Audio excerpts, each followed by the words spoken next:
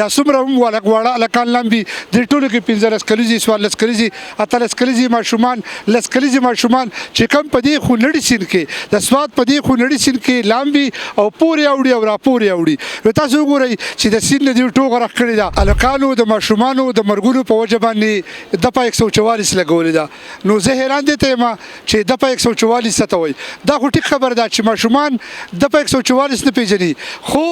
آیا چې دپه 144 چا لګولې ده هغه کسان هم دلته موجود دي او کنه دي د سیند د لمبلو نه څوک منع کولو والا شته او کنه چا د په 144 لګولې ده هغوی له پکار دادي ځکه هر ځای د لمبلو سپاټ نه دی په سواد کې یا په بایپاس کې یا په فضاګټ کې لږ وډې سپاټونه دي چې هغه د لمبلو لپاره دي نو که چېرې په دې باندې پابندي ولګي نو یقینا چې دا ماشومان دا ګلالي ماشومان دیو به د مرګه بچ شي او حادثې باندې کېږي بسم الله الرحمن الرحیم ګرانو کتونکو راغلی ما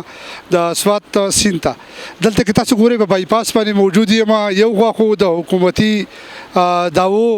چې هغوی هغه کمې بلنګ او بالا دعوې کوي چې موږ د سواد سیند جوړ کړو هغې ته یې وټې جوړې کړې کلوټونه یې وکړل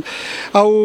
سیندونه یې جوړ کړل نو د هغې دا حل دی بل خوا ته ماشاءالله انتظامي والا دا خبره کړې وه چې یاره موږ په سواد سیند کې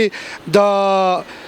هلکانو د ماشومانو د مرګونو په وجه باندې دپه 144 لګولې ده نو زه حیران دې ته یم چې دپه 144 څه ته وایي دا خو ټیک خبره ده چې ماشومان دپه 144 نه پېژني خو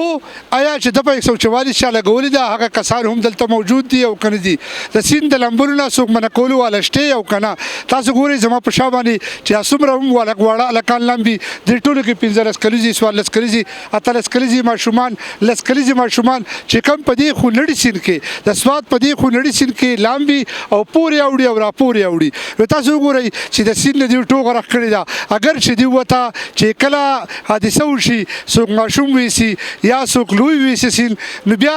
دیو هغه وخت چغې جوړې کړي او دا وایي چې دپه 144 ولګېده په سیند باندې د لمبلو نه منع وشوله خو چې چا ولګوله کوم ځای کې ولګېده دا وګورئ دا ستاسو په مخ باندې دي هر څه ګورئ د کیمرې په مخ باندې چې دپه 144 کوم ځای دی او کوم ځای کې لګېدلې ده او چا باندې لګېدلې ده دلته د ماشومان هم دي دیو نه موږ تپوس وکړو چې آیا دیو دپه 144 پېژني که نه بچیه تاسو دپه 144 پېژنئ نه پېژنئ امیر صاحب ورته دپه 144 پېژنئ څه ته وایي دا حکومت د طرفه لګي دپه 144 څه وایي بچیه څه لګي دونه خو راته پته نشته د څه لپاره حکومت د طرفه پابندي ده لکه لکه جلسې جلوسونه داسې دا دپه 144 زیات کړ دی لپاره خلاف ورزۍ ته بچیه ته دپه 144 پېژنئ نه پېژنئ او نو دې ماشوم څه خبر دی زویه ته دپه 144 پېژنئ نه پېژنئ او نو دی ګلالی دی دی خو ماشوم دی هغه څه خبر دی چې دپه 144 څه ته وایي خو بهرحال دا خو ماشومان دي ځکه چې د قانون خلاف ورزي کول چې کوم شي نه قانون منع وکړي دا نور ماشومان هم راغلي دوی نه تپوس کوو بچیه تاسو دپه 144 پېژنئ نه جی نه پېژنئ ته پېژنې زویه نو جی نو جی ته پېژنې زویه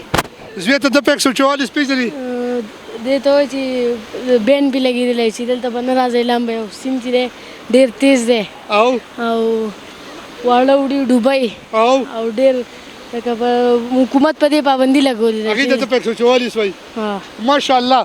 تاسو وکتل چې دلته هغه خلک راغلي هغه ماشومان راغلي دي چې د چا پلار یا ویلډر دی یا د نسوارو دوکان دی نو دې کې هم دا خبره ټیک خبره ده چې هغه غریب به د دې مهنګایي په دې دور کې مزدوري وکړي او که نه خپل بچي رامونی کړي ځکه چې دا خو پکار ده چې چا دپه 144 لګولې ده هغوی له پکار دا دي ځکه هر ځای د لمبلو سپاټ نه دی په سواد کې یا په بایپاس کې یا په فضاګټ کې لږ وډې سپاټونه دي چې هغه د لمبلو لپاره دي نو که چېرې په دې باندې پابندي ولګي نو یقینا چې دا ماشومان دا ګلالي ماشومان دا ښکلي ښکلي ماشومان دیو به د مرګه بچ شي او حادثې باندې کېږي ښه ده آباد اوسئ ډېره مننه